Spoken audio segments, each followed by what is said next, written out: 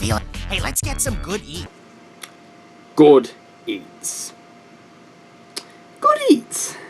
Good eat! So news updates kept happening the further that I got into it. Several issues that I initially had with the game were patched out, and then there was Bethesda's controversy with the Canvas duffel bag, and then leaking their customers' personal information online. Although I do have to admit, this is one of the best collector's editions that Bethesda's ever done, the bag notwithstanding. I mean, just look at the T-51B power helmet. It's almost uncanny. I mean, yeah, they ran out of materials halfway through, a quarter of the way through, but it's still pretty close. Why does Fish Lamar have so many television sets? Couldn't he have pawned one of them to pay his fucking rent? Or are most of them his neighbours who were just watching fucking Judge Judy, and then this crazy bitch landlady comes in and throws their TV out the window? Instead. Anyway, once you've done this shit, you get to move on to the second level, stopping kids from graffitiing the place. It's okay though, because you can put it out by doing a loop-de-loop around the graffiti. Because that's the solution to every fucking problem in this universe. All you had to do was make Dirk sign a fresh contract and bin the old one, and none of this could have or would have happened. Why you so stupid, Pele? Why you idiot? Who the fuck are you? I'm the twat in the hat, there's no doubt about that. A spontaneous and flamboyant ape. Now then, if you'll, excuse me, I have a show to get to. I really don't want to do this, but I get 250 quid for appearing on the show, so might as well pretend to give a fuck. Coming up after the break, Professor Geo Curious is here to settle a score with a long-time rival. This wanker's held a grudge against me ever since my mate Loz made him homeless. You're homeless! However, the rival isn't done yet. Your idea of funny is just plain wrong. Your sickening show has been on for far too long. With special referee, former British Prime Minister and secret agent Tony Blair. Will this be the greatest battle of all time on the M. Dickey Show? Greater than God versus Satan? Join us and find out. Actually, fuck the break. We'll skip right to it.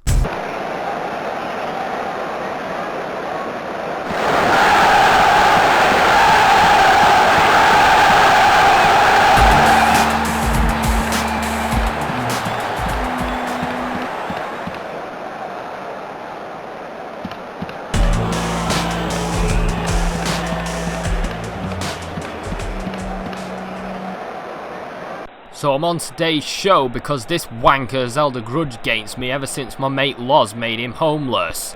Honestly, I feel like the joke of his character has been beaten into the ground, and I just want him to go away forever.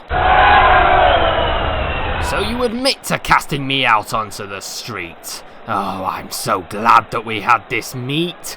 Your idea of funny is just plain wrong. Your sickening show has been on for far too long.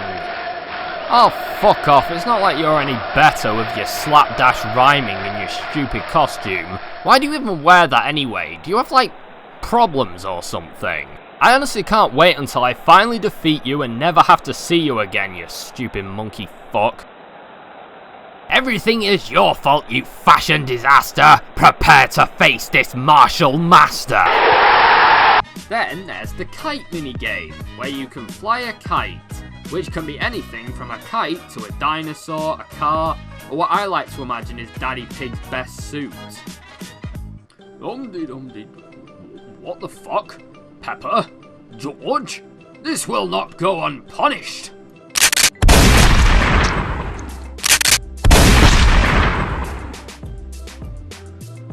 Oh, Daddy Pig, now we'll have to spend all weekend hiding the bodies.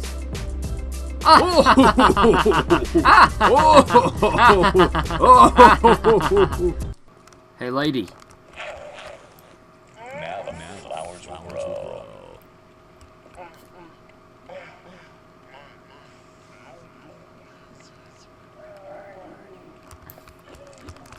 Slow motion vomit. Don't cross the streams.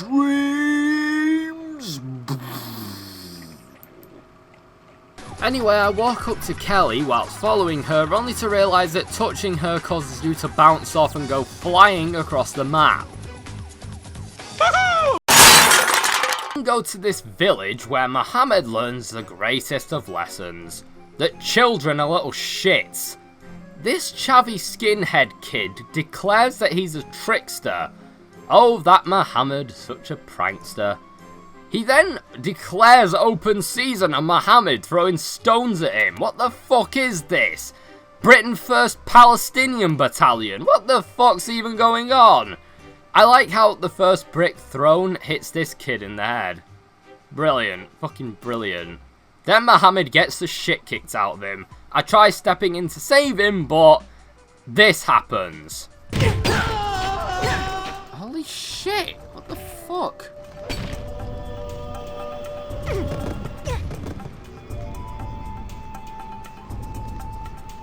Jesus fucking Christ, what kind of rocks are these? So, yeah, I lost an arm. Not as bad as this dude who lost a leg, but at least he's coping with it alright. So, whilst the little shit has beat up Mohammed, I get my strength back only to realise that I can't pick anything up. I try beating up the nearest brat but end up falling over. Shit. So, Mohammed is beaten to death multiple times, and even Cross Guy's son gets in on the action. I decide to leave, knowing that I'll never survive a fight in this condition, so might as well live on to fight another day. Then this yellow girl starts doing knife gestures, which isn't creepy at all. Anyway, I try to shamble my way to the next area, but it takes ages, and my mental and physical health is deteriorating rapidly. It doesn't take long for me to go insane and attack the nearest guard. The guard then arrests the mutilated insane woman and deems her fit for trial. I mean, I know that these guys had a harsh law system, but surely there's got to be some standard. Surely. I know that I'm not going to do too well now because I'm up against Aristotle, and somehow I don't think that I could ever be as popular as him. And so I'm sentenced to crucifixion, despite only having one arm. How does that work? And so Bethany is left, with only one arm and virtually no mind left, where she will eventually die on the cross. Like her father before her, she died a martyr to her cause. I know that I could have saved myself from this just by dragging myself off of the cross by praying, but it just felt like the perfect end to my journey. Bethany dies and Muhammad goes on to found the religion of Islam. I'm not too mad at Muhammad this time, unlike Jesus, because he was getting the shit kicked out of him by a bunch of little kids, so I guess he had an excuse. I knew that he would have helped me if he could, because Muhammad is a much better homie than Jesus. Shit. Did he just say Shit. Wait, what the shit is going on here? Here I thought that only the fine folks at East West would use such hardcore language. Oh, shit. What the fuck happened to this Brahmin?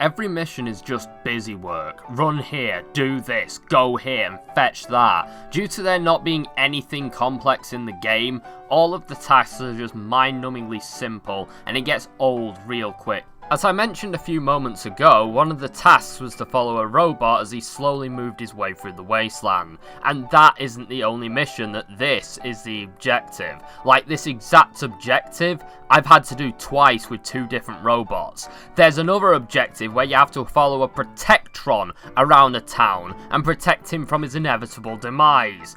These things waddle as slow as a toddler having a stroke with a big mound of shit in his diaper. It's just, for fuck's sake. Are people seriously as upset?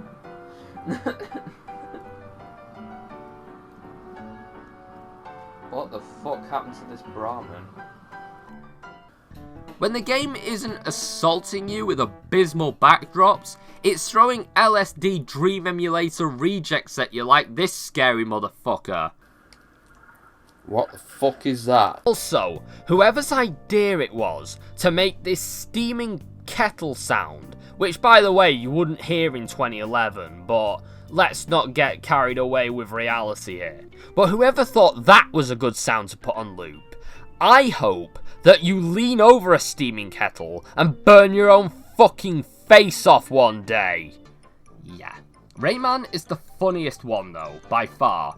He says he is missing Glowbox and needs help finding him. So my instinct was to go to the item shop and look for Glowbox. I thought he might be an item or a toy or something. Turns out he's not in the game at all. No, the thing you need to do is pick up on when he says, I need 2 heads to find him. So obviously the solution is to buy a Rayman hat, which is literally Rayman's hollowed out head, and wear it in front of him. And because he's in Pele Land, Rayman believes you're some sort of clone, and follows you around for that reason. Honestly, when you go into Pele Land, I get the feeling that the second that the Hogwarts Express goes through the tunnel, which will be shaped like Pele's head with his mouth open, there will be the device, like, on the walls of the tunnel that will zap your brain and fry it. It's like that thing in Rick and Morty where they go on the plane and they scramble Rick's brains. They do this to all potentially dangerous passengers to neutralize them and allow them to fly on commercial airlines so they don't blow it up or something. Except it happens to everyone and doesn't ever stop happening ever in this universe. It's the Cat in the Hat. There's no doubt about that. A moronic, irritating feline. He's living proof that when it comes to design, it's possible to cross that creative line. All thanks to some marketing swine, we've got this thing that's, at best, asinine. With what the cinemas were displaying, the outcome truly goes without saying. A shitty game for which fans were praying. Now, I gave this thing a short run through. I really did try to give it its due. But as I played it, my frustrations grew, as it's a fucking rip-off of Cloner 2. The game's style is a match 2.5D levels that come in batch, a batch of 20 to be exact, like what awaited Faustus after his pact. The cat shoots bubbles that make enemies into items, just like Cloner, who threw out ice gems. When hit, they turn into a ball, and you can grab them as soon as they fall. You fire them at your foes, and you'd think that this would keep you on your toes, but the enemies fail to be a threat at all, and you'd have more to fear from a Ryvita wall. To continue to harp on about its theft, which fooled IGN since it was so deft, from the moment that you activate your umbrella to hover, you have a few seconds before, oh bother. How can this be, I hear you ask? Why, an umbrella that cannot stay open should bask in a museum full of useless objects for all to see. Well, understand, this isn't as it seems to be. For you see, Cloner can only stay afloat for a second, or at least that's what Newton would have reckoned. His stubby little wings only work for that long. Translating this to an umbrella, it just feels wrong. There is something impressive about the aesthetics. Objects in the background show off impressive kinetics, though it's hard to pay attention as it's also hectic. It has ADHD, its attention span is pathetic. The levels are pretty well slapped together and none of them really take forever. You glide through them easily like a feather, and there's nothing that makes me say, well, I never. Every few steps there's a fucking fish, who I have half a mind to slap on a dish. If only I could be granted a simple wish, I'd knock his ass overboard into the dark abyss.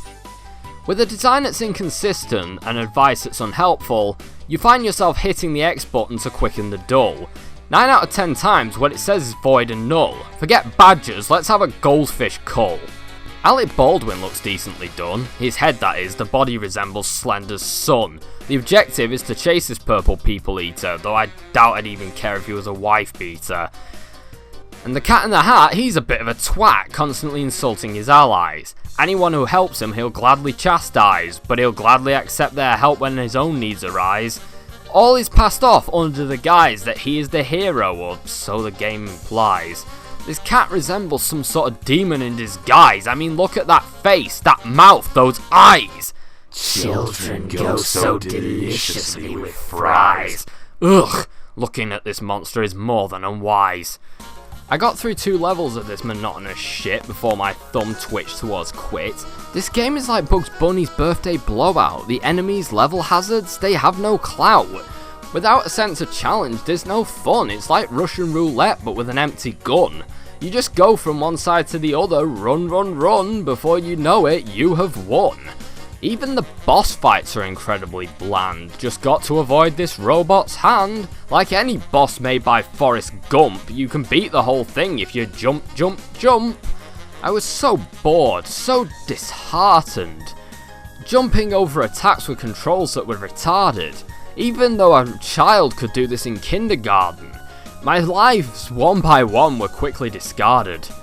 "This world is mine," Alec Baldwin proclaims. I honestly fail to understand his aims. If you want this world, be my guest and take it. I'm just happy that this is over, I can't even fake it.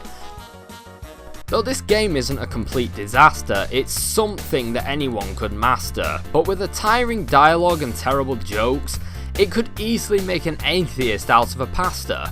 So I can't say that I recommend the Cat in the Hat when you could go to Nando's and eat till you're fat. Maybe go out and drown a rat. Anything's better than this game that I'm pretty sure that Mike Myers himself shat. So you free the dogs and the dog catcher fucks off, back to his post, and then the game has the audacity to give you one big middle finger by saying, you must have at least 90 bones to complete this game. You insolent bastard! This is the laziest attempt to pad out a game I think I've ever seen. I'm serious. I can't think of a worse way to make your game last an extra hour than to tell you to fuck off and do an hour's worth of side quests before you can get to the final boss. Of course, it would be funny if they told you that it was lazy, right? Get out of hell? Haha, no! I seriously felt a true feeling of despair at this point. Up until now, it was a fun little game about a dog that shits on things that was tedious as all fuck, but so far it was tolerable. But knowing that I would have to invest at least another hour or so into the game at this point, a part of me died inside just looking at that number. I mean, I was 20 bones away. Remember the Mordor analogy? Well, the best way I could describe the frustration of this is if in Lord of the Rings Return of the King, Sam and Frodo got to Mount Doom and realised that they would have to put an arbitrary sum of coins into a meter in order to enter the Doom building volcano thing. And Sam, like the stupid hobbit twat that he is, left his purse at Bag End. So the two of them have to toddle all the way back down the volcano, back through the previous sets, get to Bag End, get the purse, and come back. Only here, it feels like you have to watch the entire journey in real time, there and back, as well as them finding the coin purse, tipping it out onto the table, and counting the cunting coins, and then making their way back up the mountain just to reach the climax of their great quest. Overall though, this game looks nice and colourful and everything looks like it's supposed to. It has its own visual style that I definitely say holds up, and overall it gets a tick from me. Another thing that I like, most of the time, is the animation, as the dog movements and behaviour are quite observant, especially for the time that it was made. Granted, it can start to feel like Goat Simulator at times, and this is a thing, but aside from that, it's actually quite good for a game that was made a year after games where people walked around like this. One thing I also appreciate is the ability to alternate between first and third person gameplay. It's a rather unique way to more or less make the level explorable in two different ways, as you can see the world through Jake the dog's eyes as well as your own. Through his eyes there's less colour and you do look through it in tunnel vision, but you can see a lot through smell. Every item has its own coloured trail and small pillars of light tell you where bones are. Jake loves bones. Oh, please, let me feel the rubber one. Ooh, very interesting dream. Highly educational. In Smell-O-Vision there are a number of coloured scents that you can collect, ranging from purple ones that earn you bones if you collect 50 of them, red ones that will unlock you a lesson in dog trickery, and others that unlock mini-games that either unlock more bones or even allow you to possess other dogs and make them do your bidding. Yeah, you heard that right. Jake, you see, is somehow some sort of demon dog who has the ability to possess his lesser-minded brethren. Well, most of the time. The ones he can't possess he locks in a garage and leaves them to starve to death.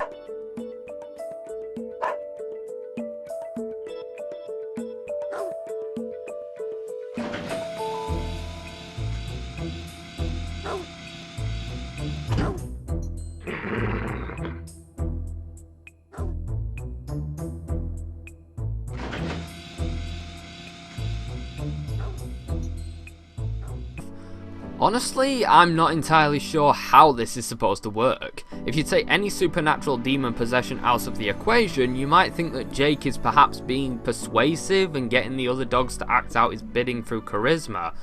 But I'm serious when I say that it's at least a grey subject matter, as some characters allude to the animals being possessed. Wahoo! Mission accomplished! I've never seen her work so hard. Almost like she was possessed. And Jake himself even makes comments like, Lopez is lucky. The ground is a lot more interesting up close. so yeah, Jake is a monstrous demon dog from hell. Reunites with Daisy and they have a moment and nobody cares. And then Miss Peaches, the evil lady, turns up with a fucking shotgun and holds them at gunpoint. And then she tells them to get their derrieres into the Abnormally large constructs. Of course she doesn't. This is a children's game. So she says, Get your doggy asses into the big machine. my god. My fucking god. I love it. I love every inch of it. The swearing. The fact that she's holding the animals at gunpoint and is giving them the choice between suicide and death by shotgun. It's amazing. It's truly amazing. Get your doggy asses into the big machine. So Jake gets out the situation by farting, which of course he does, that's like his modus operandi. And Peaches stumbles back, stifled for breath, and I shit you not, she falls into the machine. Okay, predictable. But it gets better. She not only goes into her own machine, but then goes into the machine, and the machine actually displays her current condition on a monitor, and we more or less get to see a live feed in real time of her demise as she's torn apart, hacked to pieces, crushed, and turned into cat food, most of which she lives through. Slicing, dicing, mashing. Miss Peaches is cat food.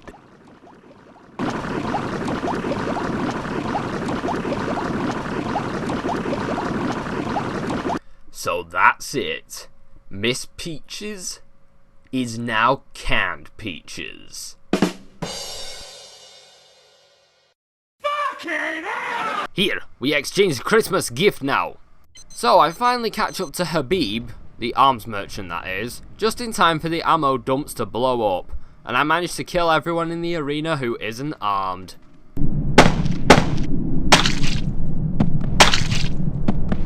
Whoa, go me! Ugh, I need to get out of here before he targets me for not having a gun. And then I get myself killed and have to do everything again from the beginning. I just love the ineptitude of this cutscene. Not only does he pick up and throw a human being like he would a ragdoll, but he also just sort of stands over him and rams the butt of his gun at his face. But then he stops, but then just holds the shot. And it takes them ages to fade to black. Like, I know it's common for them to do this so that, you know, they don't have to animate the whole thing. But you don't hold the shot for 4 or 5 seconds before fading to black. That just makes it too obvious that you were too lazy to animate everything else. Get inside and shoot everyone and finally reach this radio antenna building. I'm guessing that this is how they used to steal Sky TV. So I examine the camp, after killing everyone that is, to realise that half of this fucking place is empty anyway. Some of it's even sinking into the goddamn ground. These Elsa terrorists are lame. Couldn't they have gotten a pool table or some stripper poles or something?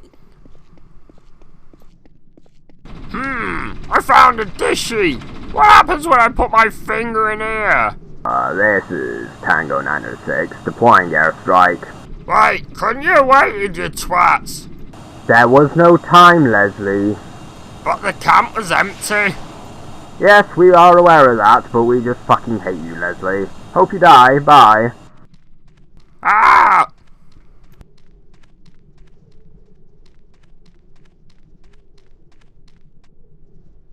Ah!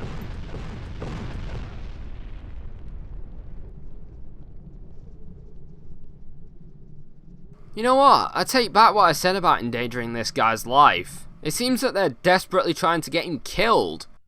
A lot of these bugs can really dampen your experience, especially when they put you in an impossible situation, like being stuck in the floor, or instantly blasted to Elder Scrolls 4 Oblivion, the second you fucking spawn.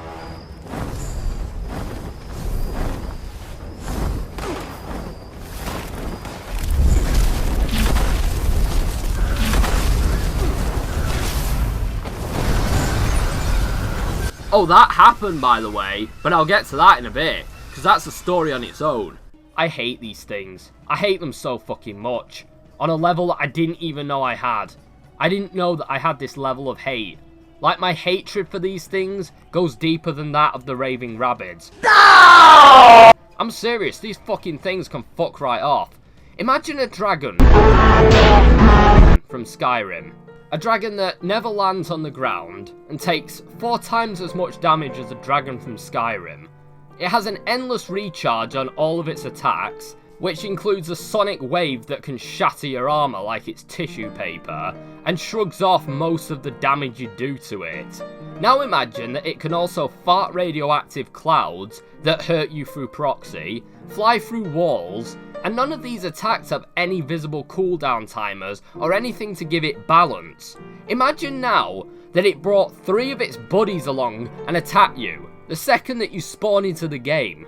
Yes, this has happened multiple times, and as it happens, it just got more and more tempting to pull the game out my PS4 and smash it with a fucking spatula. How is this acceptable? Is this some sort of shit asset flip on Steam? No, actually, no. Even shit asset flips on Steam aren't capable of this level of incompetence. Nerf these fucking things. Or at least get rid of them, because they're fucking shit to begin with. A kid I work with summed them up perfectly by saying they're basically god tier cliff racers. Those fucking annoying bat creatures from Morrowind that annoyed the piss out of starting players. They're that, but with the power of a dragon from Skyrim. Fuck these things.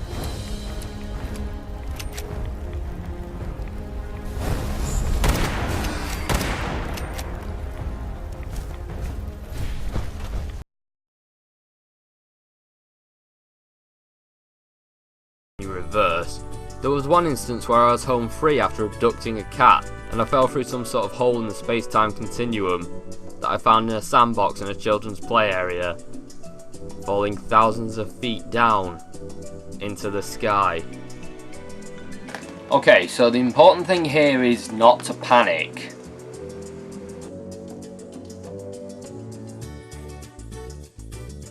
Okay, so the important thing here is not to panic. Maybe the Sky God is just angry that I stole his cat.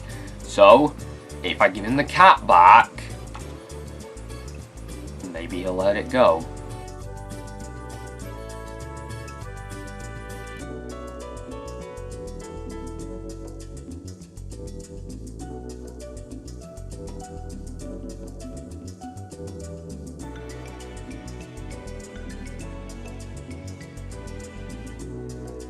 Alright. Are we good now, Sky God? Oh, are we okay? I gave you your cat back. Are we fine now? Sky God?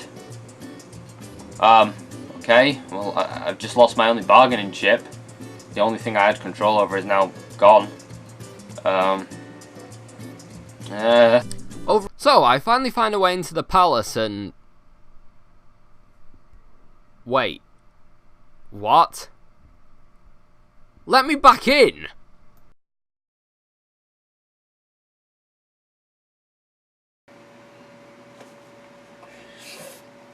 Damn you, Sky God!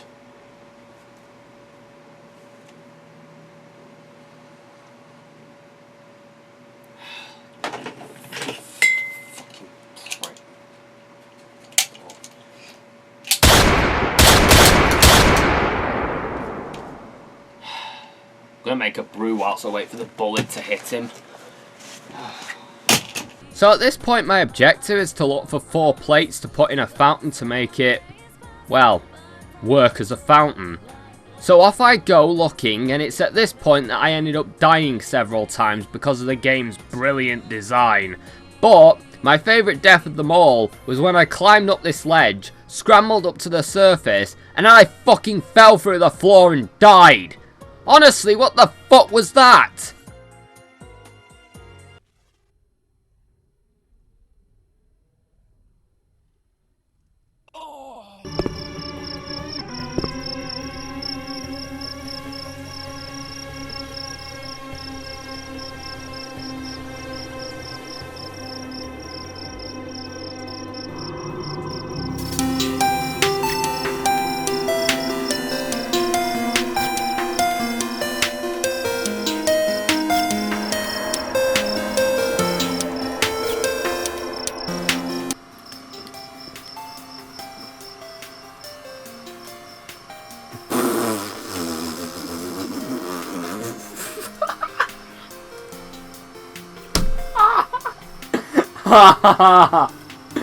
Oh my Jesus Christ, it happened!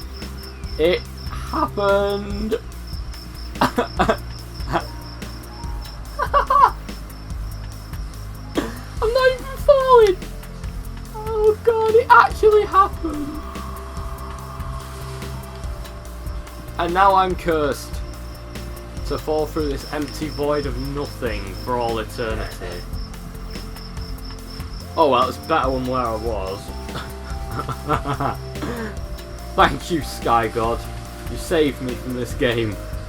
I'll never forget your generosity.